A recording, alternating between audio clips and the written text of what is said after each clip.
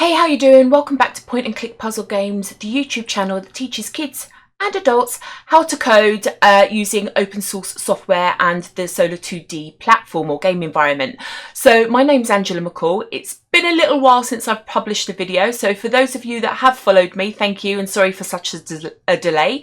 I am just about to start, or in the last couple of days started coding and planning out a new game, and I just thought actually today I was grouping and anchoring some items around the screen, such as a menu for the app, and I thought this is a really good sort of little lesson that I could teach on YouTube. So if we jump on over to the left hand monitor so that we can look at what's going on, we have the Solar 2D environment set up. In the top right hand corner in the simulator here, you can see that I've already coded the start game menu, settings menu, and the credits, or the buttons I should say. At the moment they are positioned one above the other at the center of the screen. If we look over here on the left hand side code, you can see here that I've created a group menu. I've put that menu into my user interface. I have created an options variable to hold some standard settings for how I want the text to display. I've created my 3 button objects for start, settings, and the credits. I've then taken that options and I've given it to each of these objects, given the text some detail. I've positioned them centrally on the x-axis. I've positioned them all centrally initially on the y-axis, but moved this one up 70 units, moved the credits button down 70 units, and then finally I have coloured them all black. So that brings us up to sort of speed here. Now what I want to do is I actually want my menu for now to live on the left hand side of the screen, and to have all 3 text or button items aligned on the left hand edge. Now start game is the longest text, so would the word continue when it becomes programmed later on. So the left edge of this letter S is where I want the other 2 menu items to align to. So let's look at how we actually go about doing that. So the first thing that we need to do is we need to understand what anchoring is all about, because at the moment these 3 objects are completely unrelated to one another, and they are all being anchored by the default. So if you can think of it like a little invisible red dot right in the center where my little cursor is right now, in all 3, that's how they're being positioned, and it's that little tiny red dot that is being moved up, or the anchor point, 70 units or down 70 units to position everything on screen. Okay, so the first thing that we are going to do is that we are going to set this anchoring for each of these to be on the left edge. So in this case, it needs to be centrally between the top and the bottom of the word. We're just literally moving it due west to the edge of each of these buttons. So I'm going to start by adding this on screen. So the anchor on the x-axis is going to be set as 0. Now the reason that we use 0 is that there are 3 locations, left, center and right, top, middle and bottom, depending on where you are anchoring and what you're up to. And that means that we need a way of identifying all different 9 locations. Okay, so think of it a bit like a noughts and crosses board. They can be a top left, a bottom right, a very center, etc. So the value 0 actually represents the left or the top edge. 0.5, if you need to explicitly state it, would be the very center, and the value of 1 would be the bottom edge or the right hand side. So by giving everything a value of 0, I'm now going to say left align everything on that side. And finally, the last thing I need to do just before we start fiddling around anymore is I actually need to put all 3 of my buttons into my menu for the group so that they become child objects of the parent group. Okay, so just think like you've got grandparents. Objects can have these relationships where they get nested and inside one another. So this group that we've got going on up here, let me just slide the screen. This group on line 31, okay, has now been given the button start, the button, oh, I have got to change it, settings, and the button credits. Okay, so we've inserted into it these 3 objects. So I'm just going to hit save and we're going to refresh. Now, as you can see, as I said, I'm right at the very start. This is how I plan out, but that's a video for another day. I use placeholder images and you can see there that lots is going on. Now, nearly everything has worked, but something here, if you look carefully, I haven't actually updated the button. That's why we've got that one misaligned. So let's just refresh and try that again. Okay, so what we've got going on now, remember, we've got everything is going on the X and Y. And so we've now got this invisible red dot anchor on the very left edge, due west on all 3 of these. So we are telling it to place that anchor on the X axis. So if you think the X axis goes from left to right, okay, and the very, very center point is where the anchor is going to be. So that's for the screen, but the actual anchor itself on the object is now on the very left hand side. So that's why my menu now nicely aligns left, but is in the wrong location on the screen. But because we have now put it into a group, okay, I can start moving the entire group or the parent object around the screen.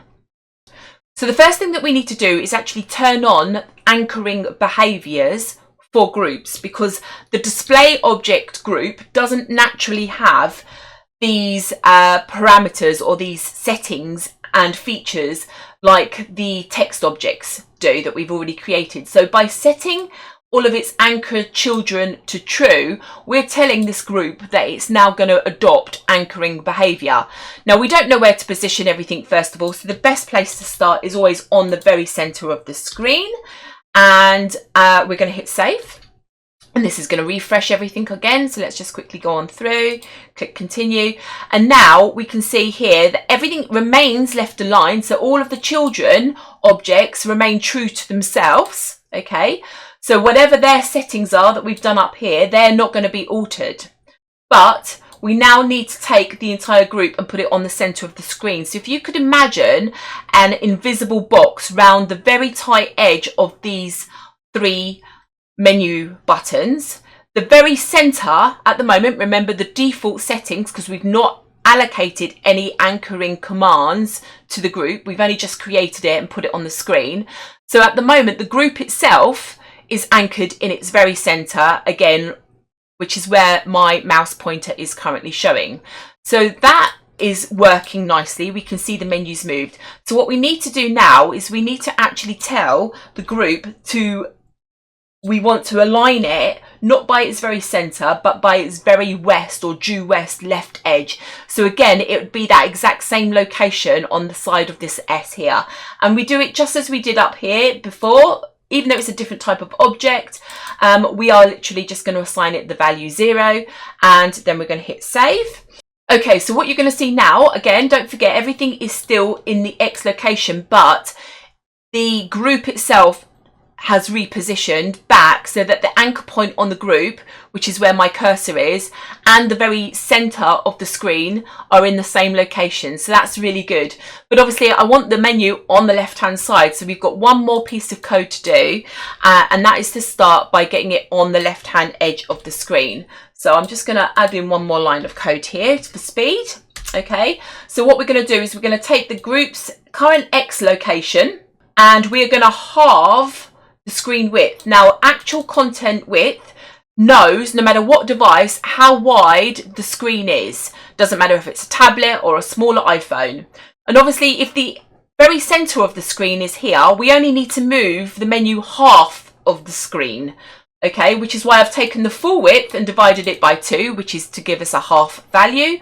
And I am now going to basically overwrite, so taking where it currently is, deduct it, so we're moving it left, and then we overwrite the value, and I'm going to hit save. And now the menu will jump to the left hand edge of the screen, which is great, but then we have 2 problems here. One is that I am simulating this on an iPhone, and the iPhone has this dodgy little notch thing going on.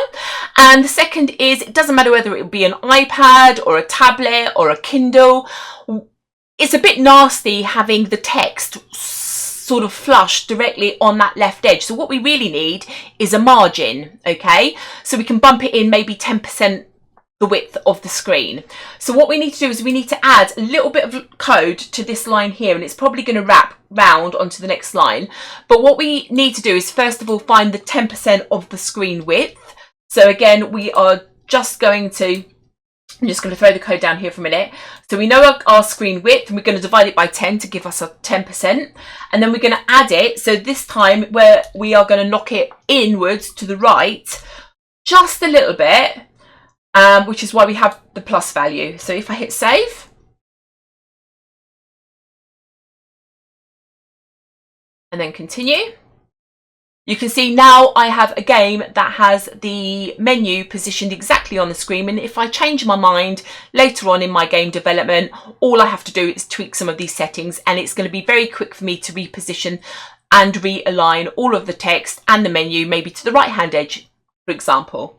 So that is basically how we go about anchoring objects using parent and child relationships and grouping and assigning anchoring values to groups. So to find more information about groups, anchoring, and or to learn more about what I'm up to, I have got a new website for myself. So I have already created this blog article where it kind of walks you through as well, and at the very bottom here we've got a summary of all of that code that I've been showing you. There are some links down the bottom here to the various Solar 2D documentation which I've got going on here. So there is the transform and anchors. Obviously we're not transforming anything, we have literally just been using the anchors, and that's a little diagram to show you how the yellow dot or the anchor point on an object is positioned. We've also got some more information going on here about group programming and explicitly how anchor children work and why you need to use it. So I hope that really helps you out. And as always, I know it's been a while, but if you did like my content today, please support my channel by subscribing. I've got lots of interesting new content coming your way over the next few months. Thanks very much.